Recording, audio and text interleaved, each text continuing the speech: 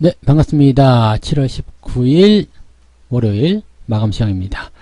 자, 시장이 하락세로 마무리가 됐습니다. 일단은 저점을 확보하는데 실패했다, 이렇게 볼 수 있을 것 같고요. 분위기도 뭐 계속 좋지가 않습니다. 전체적으로 좀 하락하는 그런 움직임들이 많이 나왔었기 때문에 특히 대형주 같은 경우는 오늘 굉장히 맥을 못 추는 그런 모습이었죠. 그래서 대형주 계좌를 가지고 계신 분들은 더 힘든 상황이 아니었을까 생각해 봅니다. 자, 그 원인은 외국인들이 이제 매도를 많이 했고, 또 외국인들의 매도는 대형주에 쏠려 있잖아요. 그러다 보니까 대형주의 매도 때문이다라고 볼 수 있겠습니다.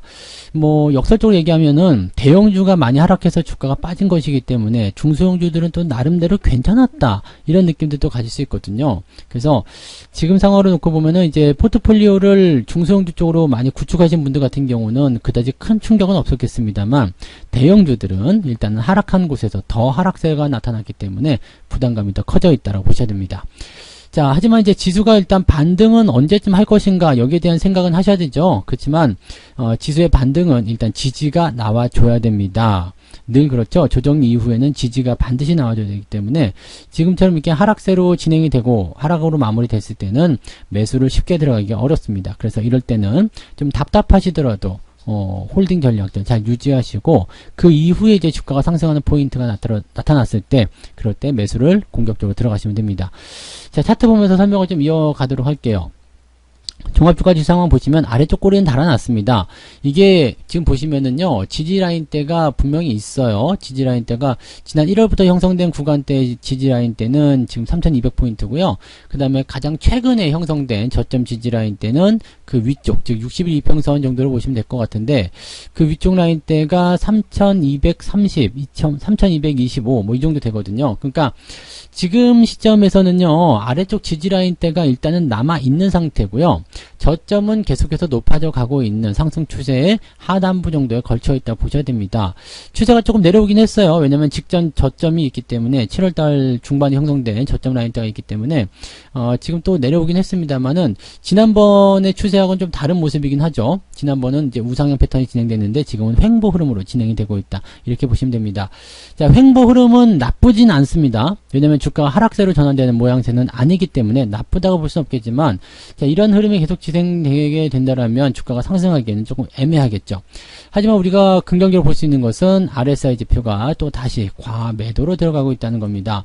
여기서 만약에 주가가 추가적으로 더 하락하게 된다라면, 또 3220 정도 지지라인 때 부딪히게 된다라면 주가는 반등하기가 쉬워집니다. 그래서 지금 시점에서는 일단 오늘 정도는 기다려도 괜찮고요. 내일 정도 주가 하락에 대한 변동성이 나타나게 된다라면 아마 그 즈음이 바닥을 잡아주는 또 포인트가 되지 않을까 생각합니다. 일단 61선 지지에 대한 포인트가 만들어질 것 같다 생각되기 때문에요, 주가가 어디까지 빠질 것인지에 대한 부분들 꼭 생각하셔야 될 것 같고요. 일단 지금은 직전 고점 3300포인트를 넘어서지 못한 상태에서 조정이 들어갔기 때문에 이 부분은 조금 주의를 해야 됩니다. 그래서 대형주 쪽에 집중되는 이런 외국인 매도가 시장의 방향을 바꿀 수 있을 것인지에 대한 부분도 같이 체크를 해보셔야 될 것 같고요. 코스닥 같은 경우는 조금 이야기가 다르죠. 코스닥은 지지선도 잘 나와줬고요. 오늘 또 양봉이에요. 5일선 따라가면서 움직임이 나타나고 있고요. 과매수 쪽에서 조금 벗어나는 모습이라서 추가 상승이 나타나기에도 저는 부담은 없습니다. 물론 오늘도 코스닥 쪽에서 매도는 나왔습니다만은 중소형주들 움직임들 보면은 그렇게까지 나쁘다고 보기는 어렵거든요. 그렇다는 것은 일단 긍정적인 흐름들을 이어갈 수 있는 상황이 만들어졌다, 이렇게 보시면 되겠죠. 자, 코스닥의 추세는 뭐 누가 보더라도 우상향 계속 진행하고 있는 모습입니다. 그래서 지금 시점에서 부담감을 가지실 필요는 없겠다, 이렇게 보시면 될 것 같고요. 일단은 수급을 한번 먼저 좀 살펴봐야 될 것 같습니다. 오늘 외국인 매도가 굉장히 많이 늘어났어요. 4,500억. 반면에 이제 코스닥 같은 경우는 외국인 매도가 많이 줄어들었죠. 그러면서 이제 300억대로 줄어들면서 중소형주 쪽으로 자금이 많이 이동했다라는 느낌을 좀 가져볼 수 있는 상황이 좀 된 것 같고요.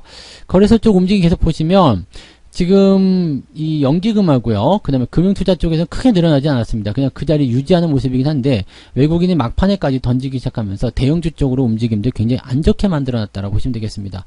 업종별 현황 살펴보면은요, 지금 보시면 200지수, 코스피 200지수, 그 다음에 코스피 지수, 대형주, 제조업, 전기전자 여기에 집중되어 있습니다. 전기전자면 뭐 말씀 안 들어 아시겠지만 삼성전자나 하이닉스 아마도 이제 삼성전자 쪽에 매도가 많이 나왔기 때문에 이렇게 좀 쏠림 현상이 들어오지 않았을까라는 생각을 좀 해볼 수가 있겠습니다. 이런 내용들은 약간 주의가 좀 필요한 부분이라고 보시면 되겠죠. 어쨌든 오늘의 매도는 일단 외국인들이 대형주 쪽에 집중했고 특히 전기전자 이쪽으로 집중이 되어 있고 또 이것들이 시총 상위에 있다 보니까 주가의 변동성이 좀 커졌다라고 생각하시면 될 것 같습니다.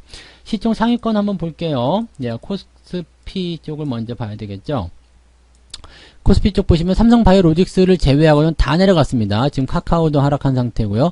카카오 상황이 되게 안 좋아요. 지금 데드크로스 나타나서 당위적 조정을 피해갈 수가 없는 그런 상태로 좀 진행이 됐고 셀트리온도 별로라고 말씀드렸죠. 그 외에도 전부 다 별로예요. 네, 지금은 다 별로.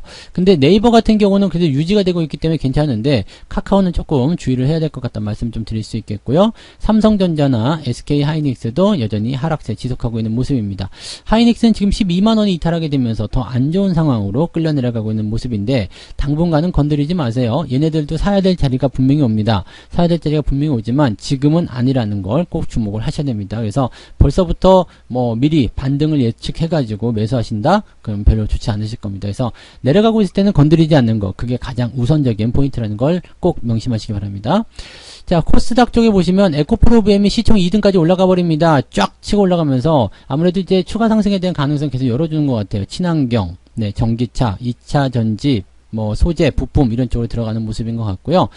카카오 게임즈는 이 정도면 그래도 양호하다고 볼 수는 있을 것 같긴 한데 조금 더 지켜보긴 해야 되겠죠. 현재로서는 그렇게까지 좋다라는 판단을 내기가 좀 어렵기 때문에 이 부분들은 좀 주의가 필요할 것 같긴 합니다. 저 같으면 약간의 차익 실현 좀 권장해드리고 싶은 내용이라고 보시면 되겠죠.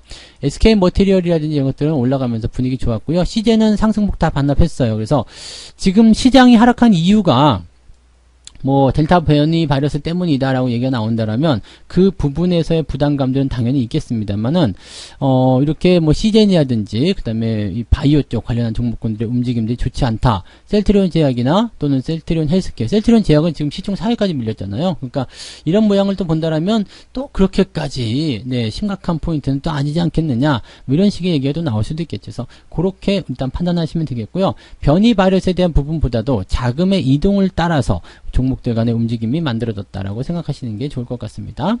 자, 투자자별 확정 내용을 좀 살펴보시면은요, 기관들 같은 경우는 일단 인버스 매수가 들어갔어요. 금융투자예요. 네, 금융투자에서 2차전지 계속 매수 들어가죠. 그 다음에 인버스 쪽. 2차전지 매수로 계속 들어간 이유는 올라가기 때문입니다. 그리고 이걸 샀기 때문에 2차전지 관련한 종목군들을 올릴 수도 있겠습니다만, 이 부분 계속해서 상승하고 있다는 거 우리가 꼭 참고해 보셔야 되겠는데, 지금은 따라 들어가실 수 없는 상태니까 참 그것도 같이 보시고요. 레버리지와 삼성전자 다 같이 팔았습니다. 당연히 하이닉스 팔아야 되겠죠. 레버리지를 매도 치면서 인버스를 사게 되면은 주가가 떨어지는 것이 이득이기 때문에 이렇게 대형주 쪽에 매도가 좀 집중되는 경향이 있다는 걸 참고하시면 되겠습니다. 그래서 기관 전체적인 움직임에서는 삼성전자가 매도가 굉장히 많았습니다. 아마 연기금 쪽에서도 매도가 같이 나왔죠. 삼성전자, 하이닉스. 그래서 오늘 기관 총계에서만 상당히 많은 물량이 삼성전자가 쏟아져 나왔다. 이렇게 보시면 되겠고요. 외국인들도 같이 해요. 외국인들도 더 많은 물량을 매도하게 되면서 삼성전자, 하이닉스가 1등, 2등에 올라섰습니다. 매수는요. 에코프로비엠 이라든지 솔루엠 이런 종목들 매수하면서 좀 올라간 종목군들은 매수가 좀 들어가는데 이런 종목들 보시면은 시총이 그렇게 크지 않아요. 1조 6천억, 에코프로비엠은 이제 6조 원대 이런 식이고 또 코스닥 쪽 이런 움직임들이기 때문에 아마도 그런 포인트로 보시면 되겠고 최근에 이제 녹십자 랩셀 이게 이제 녹십자 셀을 흡수합병한다 이렇게 얘기 나오면서 외국인들 매수가 가담이 되고 있는 모습이긴 한데 흐름으로만 봐서는 그게 나쁘진 않아 보입니다만 일단은 이런 것들도 상황은 또 지켜보긴 해야 되겠죠. 그래서 녹십자 랩셀과 녹십자 셀 둘 다 강보합 수준을 유지했다 정도로만 일단 보시면 되겠습니다. 이것도 좋아질 것 같은 그런 느낌이라고 보시면 될 것 같네요. 네. 자, 그 다음에 개별적인 종목도 보시면 사람인 HR이 계속 꾸준하게 올라가고 있습니다. 좋은 흐름이에요. 여기서 한번 팡 터져주면 좋겠는데 과매수가 계속 마음에 걸리긴 합니다만 올라가게 된다면 괜찮을 것도 같아요. 지금 외국인 수급 계속 유지가 되고 있는 모습이라서 부담도 별로 없는 상태죠. 그 다음에 한컴 MDS 같은 경우도 지금 추가 상승 또 나타났어요. 그러니까 신고가에 대한 흐름들을 계속 몸통으로 만들어내고 있죠. 종가 기준 신고가가 발생한 상황이기 때문에 좋은 흐름이라고 보시면 되겠고요. 계양전기가 아침부터 많이 떴었는데 이 부분이 조금 이제 들어가면서 어떻게 된 거야? 라고 하실 수 있겠습니다만 요거는 그냥 뭐 추세를 이어서 이만큼 상승했다 보시면 돼요. 위쪽 꼬리는 지금 신경 쓰지 않으셔도 되고요. 자, 매수가 들어와서 주가를 끌어올렸다. 이렇게 생각하셔도 좋을 것 같습니다. 뭐 이 종목도 뭐 추세로서 본다라면 아직까지 저점권에 있는 상황이기 때문에 뭐 매도에 대한 의견들은 따로 가지지 않으셔도 괜찮겠습니다. 그 다음에 위메이드. 위메이드가 좋아요. 지금 흐름이 죽을 것처럼 하다가 다시 반등하는 모습이라서 이런 종목들 움직임도 굉장히 좋다는 거 참고하시고요. 그 다음에 한국전력도 한번 볼까요? 한국전력도 지금 대형주에 속하긴 합니다만은 저점권에 유지가 되어 있기 때문에 괜찮은 모습이에요. 이렇게 지지권대에 놓여져 있는 그런 종목군들의 반등이 잘 나타나고 있고, 또 종목이 변화가 있다고 하더라도 크게 밀리지 않는 그런 형태의 모습으로 가고 있다는 거죠. 오늘 용평리조트 같은 경우는 1% 정도 하락세가 나타나긴 했습니다만 지지점대가 있다 보니까 뭐 그렇게까지 많이 밀리지 않았어요. 시장 대비 나쁘지 않다 이렇게 생각하실 수 있겠고, 전일 많이 올라온 종목이 조금 들어가는 모양새이기 때문에 이런 것들도 부담 없다라고 생각하실 수가 있겠죠. 그러니까 지금 현재 시점에서 여러분들이 시장을 바라보고 대응하는 전략은요, 지지선과 얼마큼 가까이 있겠는가, 그 다음에 이 종목이 만약에 내려가게 되면 어디까지 내려갈 것인가, 이게 뭐 손실률이 커질 것인가 아닌가, 여기에 대한 부분들도 같이 고민을 하셔야 된다는 이야기 되겠습니다. 보다 자세한 이야기들은 오늘 저녁에 또 유튜브를 통해서 라이브를 통해서 한번 이야기해 보도록 하면 좋겠습니다. 오늘 저녁 9시에 유튜브에서만 진행되는 특별한 무료 라이브 방송에 여러분들 참여하셔서 저하고 같이 또 이야기를 나눠보시면 좋겠네요. 오늘 저녁 9시에 상황 보시고요. 마감 시험은 여기서 마치도록 하겠습니다. 고맙습니다. 본 방송에서 제공되는 모든 정보는 투자 판단의 참고 자료이며 투자의 최종 책임은 본 방송을 이용하는 본인에게 있습니다.